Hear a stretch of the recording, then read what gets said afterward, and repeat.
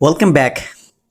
So এই পর্বে আমরা যে বিষয়টা নিয়ে কথা বলবো তা হচ্ছে ইনডিজাইন স্টাইল নিয়ে এতই মাথা ব্যথা।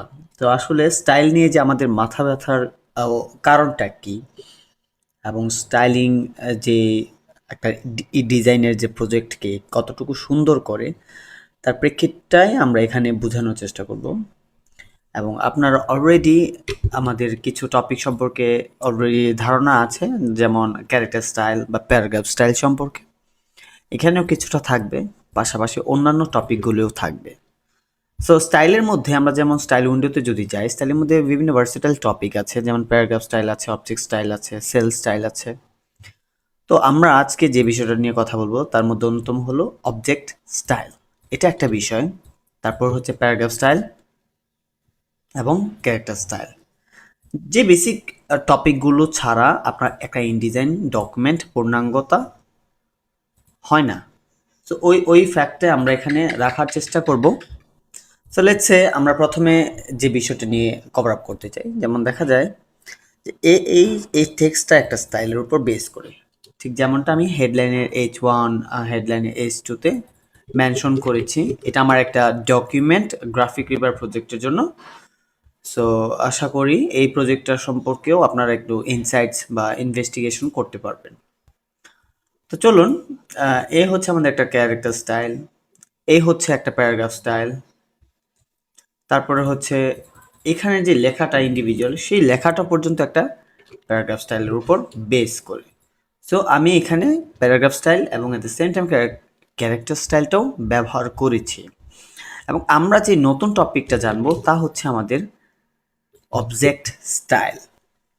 সো অবজেক্ট স্টাইলটা তৈরি করার জন্য প্রথমে আমাকে কি করতে হবে, চলুন আমরা একটা অবজেক্ট নিই। অবজেক্ট কি কি কি বিষয়গুলোকে অবজেক্ট বলা চলে? অবজেক্ট বলা চলে যে কোনো ধরনের type, text frame, visual frame, shape, যে কোনো এলিমেন্টকে একটা অবজেক্ট বলা হয়। এবং সেই অবজেক্টটাকে আপনার আমাদের যে প্রপার্টিসগুলি আমরা অ্যাড করি, যে বৈশিষ্ট্যগুলি অ্যাডিশনালি অ্যাড করি, ওই অ্যাডিশনাল বৈশিষ্ট্যগুলোকে মূলত বলা হয় প্রপার্টিস। এবং ওই প্রপার্টিস বা অ্যাট্রিবিউটগুলোই আপনার একটা স্টাইলকে ডিফাইন করে ইন্ডিভিজুয়াল হিসেবে। ঠিক যেমন আমরা যদি এটার জন্য আমরা একটা স্টাইল হিসেবে আমরা এটাকে কভার আপ করি, যেমন এটা হতে পারে একটা regular image style. Okay, let's say আমরা এখানে একটা এখানে লিখব, আমরা এটা একটা image style, basic image style. Okay, সে হচ্ছে আমাদের প্রাথমিকভাবে বেসিক্স লেখা। এখন আমরা যদি চাই এটাকে ডাবল ক্লিক করে এর ভিতরে যেতে পারি অপশনসগুলো দেখার জন্য, স্টাইলটাতে কি কি আছে না আছে।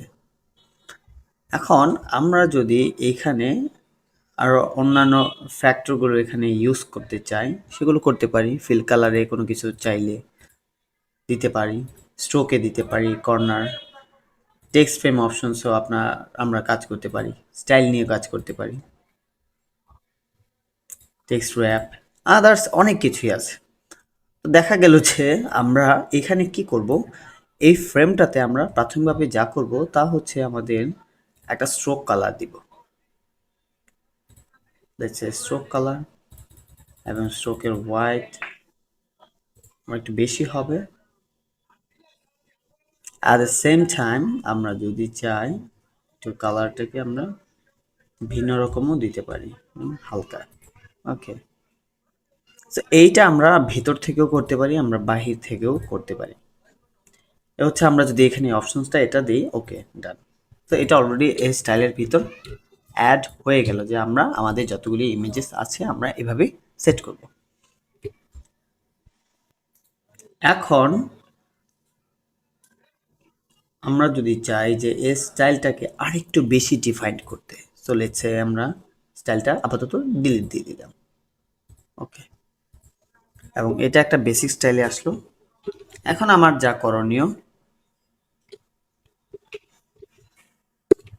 করণীয় এটাতে আমি অ্যাট্রিবিউটস বা অপশনস অ্যাভেলেবেল করার চেষ্টা করব।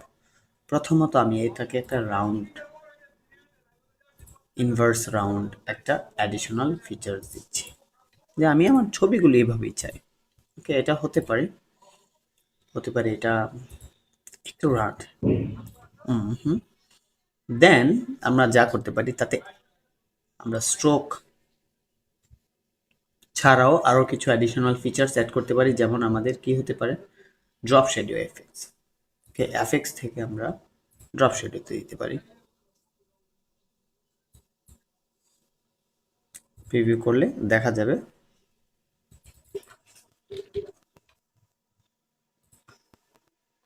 ওকে।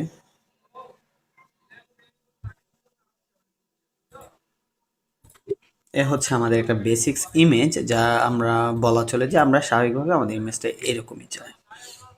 তারপর আমাদের যদি আরো কিছু অপশন থাকতে হয়, যেমন আমরা এখান থেকে ফ্রেম ফিটিং অপশন আমরা কন্টেন্ট প্রপোর্শনালি দিয়ে দিতে পারবো।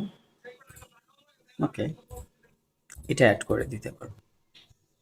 তারপর এখন যদি এন্টায়ার ডকুমেন্টটাকে যে আমরা আমাদের অন্যান্য স্টাইলগুলোতে আমরা এটা ব্যবহার করবো, এরকম স্টাইলিং ব্যবহার করবো, তখন আমরা কি করতে পারি, এটাকে একটা স্টাইল হিসেবে দিতে পারি। এটা দিতে পারি আমরা বেসিক ইমেজ প্লেস হোল্ডার।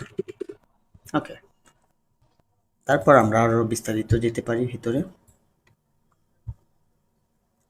আমাদের পক্ষে যা যা সম্ভব সম্পূর্ণ করার চেষ্টা করতে পারি।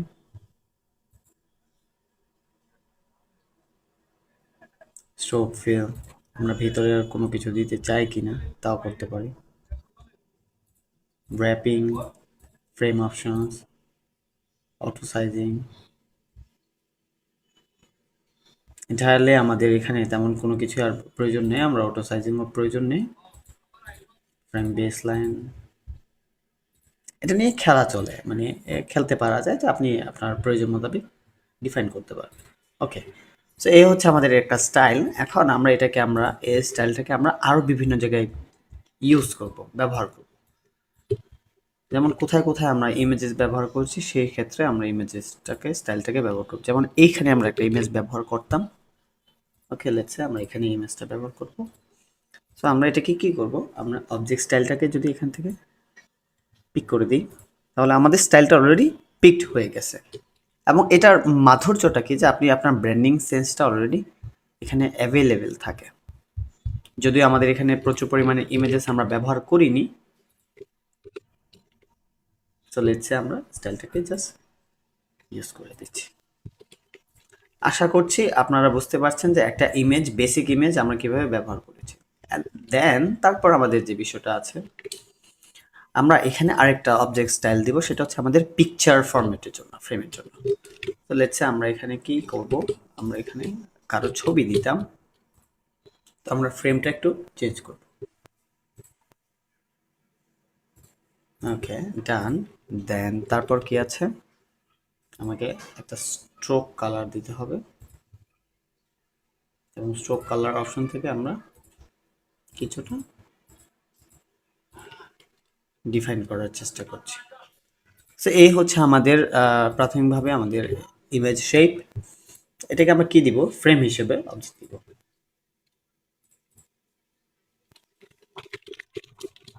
ইমেজ ফ্রেম, ডান। এখন আমরা যদি চাই আমাদের এন্টায়ার ফ্রেমগুলি আমরা জাস্ট ইমেজ ফ্রেমের স্টাইল অনুসারে করে নিতে পারবি স্মুথ। তার পরবর্তীতে আরও কিছু আছে ফিচার্স, যেমন আমরা চাইলে আমাদের একটা পিএনজি আমরা কালেক্ট করেছি, তো এখন আমরা চাই এই পিএনজিটা যেন আমাদের প্রয়োজন মোতাবেক কোনো একটা স্পেসে বসুক। এখন এই পিএনজিটা যে বসালাম আমরা, এরকম পিএনজি আমাদের আরও প্রচুর পরিমাণের ভিজুয়াল ডিজাইন আছে, আমরা সেখানেও ব্যবহার করতে পারি। তো আমাদের এখন যা করণীয় তা হচ্ছে যে পিএনজির জন্য একটা স্টাইল পিক করে নেওয়া বা তৈরি করে নেওয়া।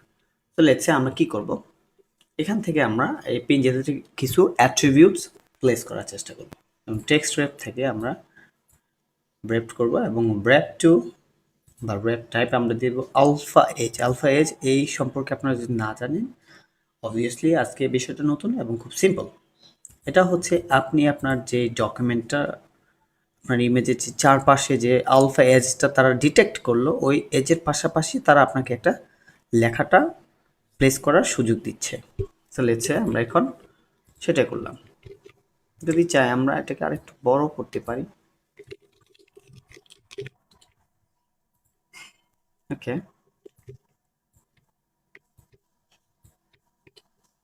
এবং খুব সুন্দর স্মার্টলি আমরা আমাদের একটা পজিশন মোতাবেক এটা বসে গেল। এখন আমাদের যা করণীয় তা হচ্ছে যে আমরা যে আলফা এজটা ডিটেক্ট করলাম এটাও একটা স্টাইল।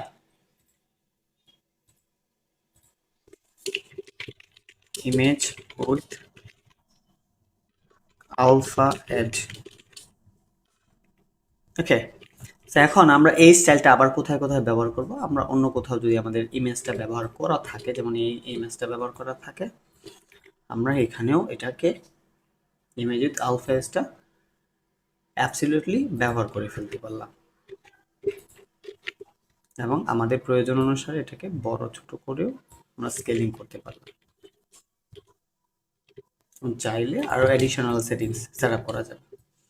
তো কি হলো এর ফলে আমাদের যা হলো যে আমরা আমাদের একটা পার্টিকুলার নির্দিষ্ট স্টাইলটা নিয়ে নিতে পারলাম এবং আমরা যদি চাই এখানে আরো কিছু স্টাইল অ্যাড করতে, আমরা চাইলে বেসিক শেপটা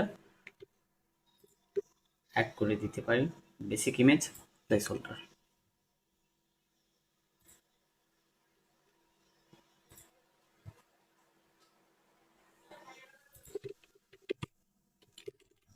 সরি, ওটা তো ইমেজ শেপ, এটা হচ্ছে শেপ জাস্ট। তো আমরা এটার জন্য নির্দিষ্ট একটা স্টাইল তৈরি করে নিতে পারি। চাইলে ভিন্ন ভিন্ন ভিন্ন কিছু স্টাইল তৈরি করে নিতে পারি। তাহলে এটাই, এবং এর কালার আমরা আমাদের প্রয়োজন মোতাবেক চেঞ্জ করে নিলাম। তো এইটাও আমরা আমাদের স্টাইল অনুসারে সেভ করে নিতে পারি, যে হচ্ছে আমাদের একটা ইমেজ শেপ।